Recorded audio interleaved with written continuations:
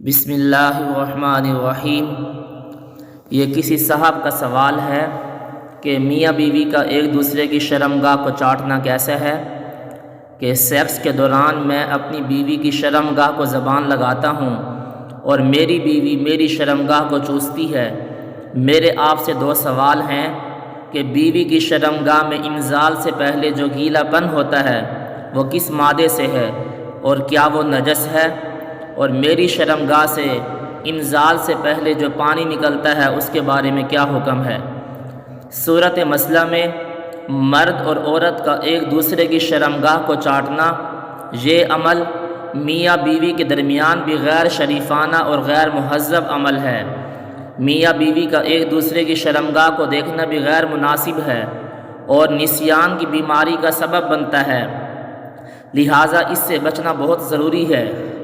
حدیث شریف میں ام المؤمنین حضرت عائشہ صدیقہ رضی اللہ عنہا فرماتی ہیں کہ میں نے رسول اللہ صلی اللہ علیہ وسلم کی سطر کی طرف کبھی نظر نہیں اٹھائی۔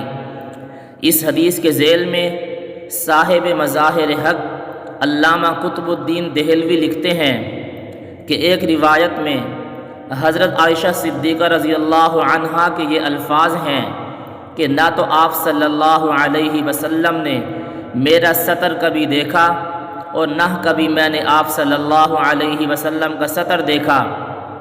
تو ان روایتوں سے معلوم ہوا کہ اگرچہ میاں بیوی ایک دوسرے کا سطر دیکھ سکتے ہیں، لیکن آداب زندگی اور شرم و حیا کا تقاضا یہی ہے کہ میاں بیوی بھی آپس میں ایک دوسرے کا سطر نہ دیکھیں۔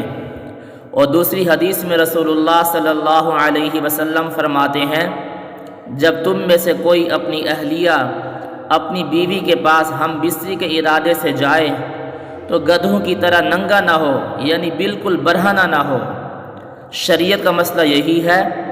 باقی اگر کوئی اس کی برائی کا قائل نہیں ہے تو اللہ تعالیٰ کے ہاں وہی اس کا جواب دہ ہے۔ نیز اگر کوئی اس کی اجازت دیتا بھی ہے تب بھی یہ ایسی چیز ہے کہ اس کی برائی کسی سلیم الفطرت آدمی سے پوشیدہ نہیں ہے۔ اللہ تعالی ہم سب کو اس پر عمل کرنے کی توفیق عطا فرمائے۔ وآخر دعوانا ان الحمد للہ رب العالمین۔